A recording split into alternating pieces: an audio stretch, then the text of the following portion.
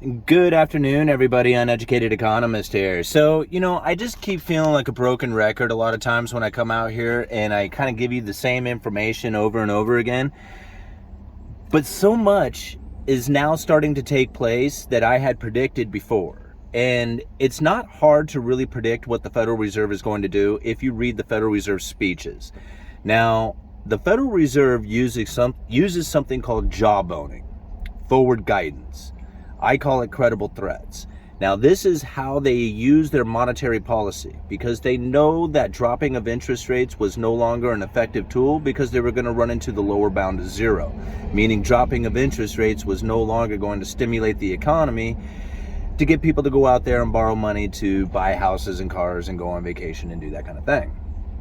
So they knew that they were going to try and get the markets to have an expectation of what's going to come. And now part of that expectation is inflation expectation. And that is really where inflation comes from, is from this expectation that there is going to be inflation coming into the future. And then people start to behave in a way that actually causes the inflation to take place. Now, I know a lot of people are going to argue with this. Money printer go burr, prices go up. What else do you need to look at? Now, that's what a lot of people are going to say. But there is a lot that goes into what makes a dollar strong. Okay. Now, predicting what the Federal Reserve is going to do and how is it that a strong dollar is going to affect our future? Because I had an email even today that somebody says, I go down to the grocery store and they gave me a list of all these prices that are so much more expensive and that the strong dollar doesn't exist in the food. Okay. Yes, there is supply chain breakdowns. There's supply and demand. There is availability, I guess I should say, out there, in transportation, input costs, labor costs. There's a lot of stuff that goes into what gives you the retail pricing. Okay. Now I get that part. I follow lumber, right? I work lumber, I work retail industry, right? The retail lumber industry.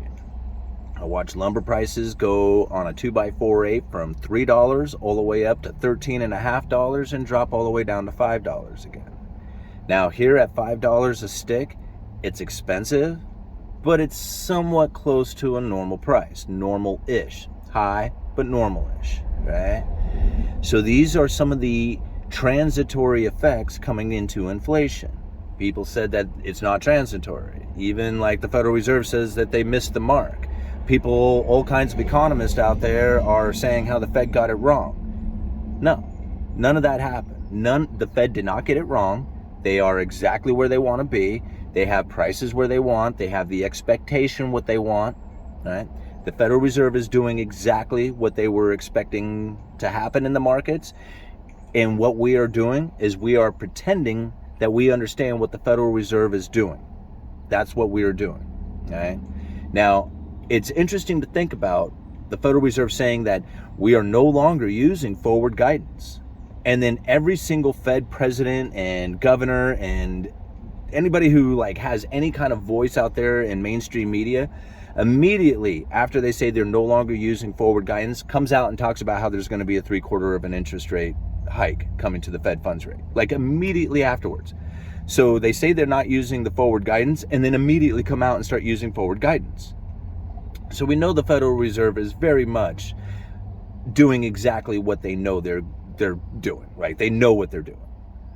Now, when it comes to the average inflation targeting, this is something that a lot of people are missing. Look at the links that I leave down in the description for you guys.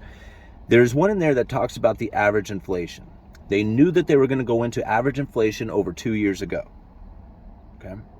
When they stated it, we are doing average inflation targeting, no longer just targeting, but average inflation targeting. Nobody picked up on it. A lot of people did, right when they first said it, but then immediately reverted right back to the 2% target. But that's not what the Federal Reserve is doing. They had lifted interest rates to try and combat the inflation, the price inflation. The lifting of interest rates is going to stay elevated for a significant amount of time, beyond when the inflation drops to 2%. Because once it hits the 2% target, the average inflation over time needs to catch up and be at that 2%. Now, this is something to think about, because when it comes to predicting what the Federal Reserve does, I mean, there was already people out there saying about how the Federal Reserve is going to pivot, or when the Federal Reserve is going to pivot. They're not even close to pivoting. They're not going to even remotely come close to pivoting anytime soon. What they are going to do is keep interest rates elevated far beyond anybody's expectations, because they are going to try and get that 2% average inflation rate. Not the 2% target, but the 2% average over time. And so when you hear about these economists saying about how the Federal Reserve missed it, that they got it wrong, that they don't know what they're doing, that they made a mistake, all that stuff, no, none of that took place. All of it is going according to plan. They have not made a mistake, not according to them. Like the mainstream media and people might have this perception, and the Fed may even allow people to think that they made a mistake so that they can continue to get that inflation expectation that they were shooting for. But they didn't make a mistake. Make no mistake of it. They know exactly what they are doing, and they put us in this position so that they could lift these interest rates. So that they created a situation in which that there was going to be very low unemployment. They allowed a rising of zombie corporations that took a lot of employment into the market, right? They took a lot of that unemployment and lowered it because of these zombie corporations that are now existing. And they did that by having the interest rates as low as they were. It gave funding to these corporations. They were able to hire people. By hiring as many people as they did, they created a tight labor market, which started driving the inflation higher. And once you start creating like higher wages within the nation, that is an input cost that is not easily dropped again. Like you can find other supplies, you can bring in more, abundance in certain areas. But when it comes to the labor market and the wages that people get paid, once you have lifted those wages up, it is very, very difficult to move them back down the other way. So wages is really where the inflation gets sticky. And now if the Federal Reserve can create a situation in which that there is an incredibly tight labor market, you will drive the inflation expectations very high.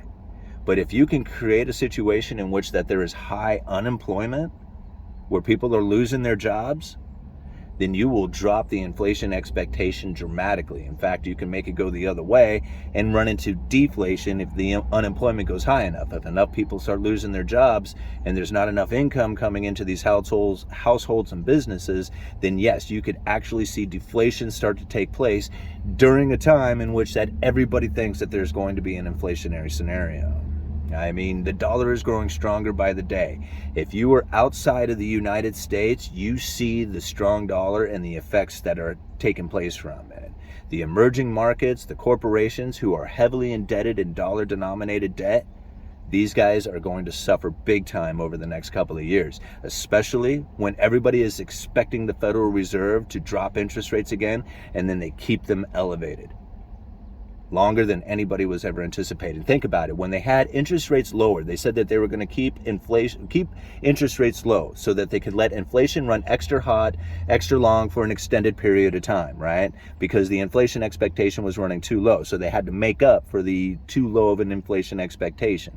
Well, they've making up for it. Well, the exact opposite is going to happen from that. When it comes time to lower the inflation, they are going to keep the interest rates elevated for a significant amount of time beyond what people are anticipating. So once the inflation comes down, the interest rates are going to continue to stay elevated, right? For, I don't know, until they get their 2% target.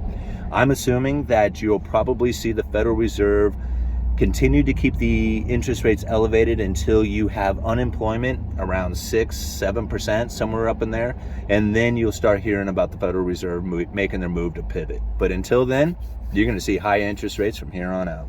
Uneducated economist, you let me know.